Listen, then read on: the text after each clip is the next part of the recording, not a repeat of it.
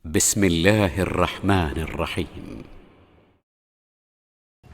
Bagaimana kiat-kiat supaya kita selalu ingat surga dan neraka? Karena kalau saat seperti ini rasanya iman kita tinggi, tapi kalau di luar sana sebaliknya. Saya sudah bilang, cara istiqomah adalah jangan tinggalkan majlis ilmu, nggak boleh. Berikan simbol dalam hidup antum, tidak ada hari tanpa majlis ilmu. Harus tiap hari dengarin. Kalau tidak kendor iman itu. Ilmu, sebenarnya antum merasakan sekarang keimanan kan baik, itu majlis ilmu, itu pentingnya. Dengarin terus dari ceramah, nanti sebentar balik ke mobil dengar ceramah lagi. Jangan setan bilang, dari kan sudah ceramah, sekarang hiburan, dangdut. Nggak ada itu. Jadi dari sini ceramah ke ceramah, enggak, a'udzubillahi minasyaitonirrajim. Saya mau dengar ceramah, dengar lagi ceramah, dengar lagi ceramah. Saya temukan pribadi beberapa teman-teman, masya Allah, sampai diambil dalam bentuk flash disk kah, atau dibentuk dalam DVD kah, itu tiap hari. Sampai saya pernah beberapa kali datang ke beberapa kota di Bali dan di kota-kota lain. Itu begitu saya naik mobilnya, ketua panitia ceramah saya diputar, matiin mobil, nyalain lagi, sudah jalan lagi ceramah itu. Ustadz, ini tiap hari saya dengar begini. Baik, Bapak dapat apa manfaatnya? Terasa saya terkontrol. Nah itu yang penting.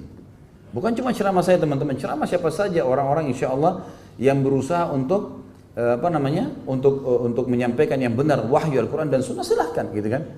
Nah, itu sangat baik. Yang penting jangan pernah tinggalkan majelis ilmu, itu yang pertama. Yang kedua, amalkan ilmunya. Sudah berapa banyak diantara antum yang dengar tentang fadilah sholat malam? Pertanyaan, sudah sholat malam belum? Sudah berapa banyak kita dengarkan fadilah tentang puasa sunnah? Sudah puasa sunnah belum? Dengar fadilah tentang Quran, sudah baca belum Al-Quran itu? Sudah mulai dihafal nggak? Gitu. Jadi harusnya selalu diamalkan. Ilmu didapat, amalin. Termasuk antum dengar begini, pulang ke rumah. Kalau yang tidak bawa istrinya, nanti pulang ceritain ke istri anaknya. Sebelum tidur 15 menit, 20 menit ceritain kepada mereka.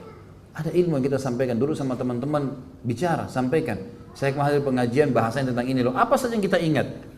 Teman-teman, apa rahasianya? Kenapa para dai kalau mereka ceramah kadang-kadang bisa keluar dalil, bisa gini? Karena seringnya kami ceramah. Kalau saya juga vakum dan teman-teman dai ini vakum, berhenti ceramah mungkin cuma sebulan sekali, mungkin tidak akan selancar ini. Tapi kalau kita tiap hari, saya sibukkan diri, saya pun merasa manfaatnya buat saya besar. Kalau saya sedang ceramah teman-teman seperti ini, sebenarnya saya sedang mencas iman saya pribadi, baru antum. Karena jadi teringat semua kisah, teringat dalil, teringat begini, jadi terulang terus. Nah seringnya kita menyampaikan itu akan membuat ilmu itu akan berbekas, gitu kan. Amalkan, sampaikan, ceritakan, tulis di HP, kirim, ya. Di-share di mana-mana, gitu kan. Coba kita kirim, di-share, dikasih ke teman-teman ya, yang kira-kira atau kerabat kita, cuplikan sama malam ini tentang ini, poin-poinnya saja misalnya.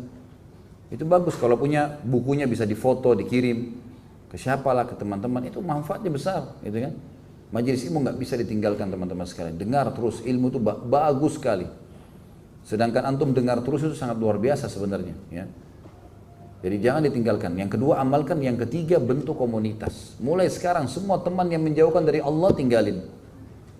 Nggak ada lagi nih persahabatan dengan nggak apa-apa, nggak bisa. Kenal iya, bukan putus kenalan, kenal iya. Tapi untuk sahabat nggak. Sahabat adalah orang yang menyelamatkan kita jalan Allah. Teman-teman, siapa yang bisa jamin antum masih bisa berdiri dari majelis ini? Karena jaminan loh. Waktu yang kita miliki teman-teman adalah sekarang ini, pada saat mata antum sedang melihat dan saya sedang melihat antum. Ini waktu kita, ini nafas yang kita tarik, ini yang sekarang waktu kita. Saya ada jaminan 1 menit, 1 detik kemudian kita hidup. Malaikat maut kalau datang teman-teman sehitungan detik. Saya lihat cuplikan salah seorang dai di Mesir, sepintas di YouTube itu ceramah, dia lagi ceramah, dipegang mic. Masih baru qala Allah Ta'ala, Allah berfirman, dicerangin ayatnya sama dia. Lama-lama lemah terus jatuh micnya, meninggal dunia. Hitungan detik, murid-muridnya pada berdiri langsung urus, sudah selesai, mandikan jenazahnya, kubur. Orang cuma mengenang, si fulan ceramah, si fulan begini. Jadi mati itu kalau datang tidak kenal waktu, ya. Bagaimana caranya orang masih bisa merasa aman nih? Amalan apa yang paling sederhana untuk menghindari azab kubur?